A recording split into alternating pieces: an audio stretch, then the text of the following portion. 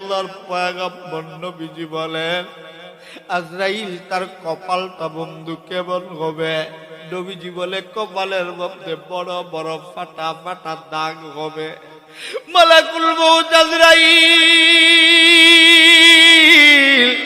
ওই বাপচোরা বরবার গুনাহগারের সামনে বন্ধু কেমন করে হাজির হবে?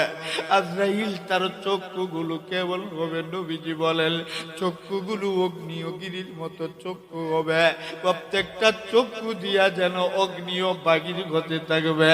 মালাকুল মউত আজরাইল তার কান দুটো কেমন হবে? নবীজি বলেন হাতির কানের মতো করে কুলার মতো ভয়ঙ্কর কান দুটো হবে। মালাকুল মউত আজরাইল তার নাকটা বন্ধু কেমন হবে? হাতির পুরের মতো নাকটা লম্বা হবে, মাটি দিয়া চেঁচড়ায়া চেঁচড়ায়া আসতে থাকবে।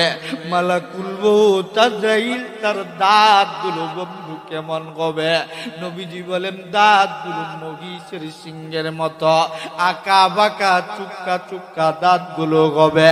হাতির দাঁতের মতো দাঁতগুলো বাগির গয়া থাকবে, একটা দাঁত লম্বা হবে আর একটা দাঁত কাটু হবে। মালাকুল মউত আজরাইল তার হাতের নখগুলো বন্ধু কেমন হবে? তার হাতের নখগুলো বন্ধু লম্বা লম্বা নখ বিশিষ্ট আঙ্গুল হবে, প্রত্যেকটা নখগুলো ইস্পাতের চাইতে ধারালো হবে। মালাকুল মউত আজরাইল ওই পাপিষ্ঠ নাফরমান গুনাহগারের সামনে কেবল করে হাজির হবে, কেবল করে হাজির হবে।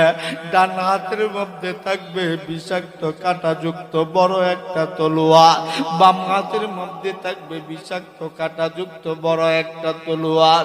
আজরাইল যখন আইসা হাজির হবে একা আসবে না, লক্ষ লক্ষ কোটি কোটি ফেরেশতাদেরকে ভয়ঙ্কর ফেরেশতাদেরকে নিয়ে আইসা হাজির হবে। ওই পবিত্র নাফরমান গুনাহগারের সামনে মালাকুল মউত আজরাইল যখন সময় বন্ধু আইসা হাজির হবে, সা সা শব্দ কইরা আইসা হাজির হবে। বান্দার সক্রাতের মুহূর্তে আইসা ডাক দিয়া বলবে আখরিজু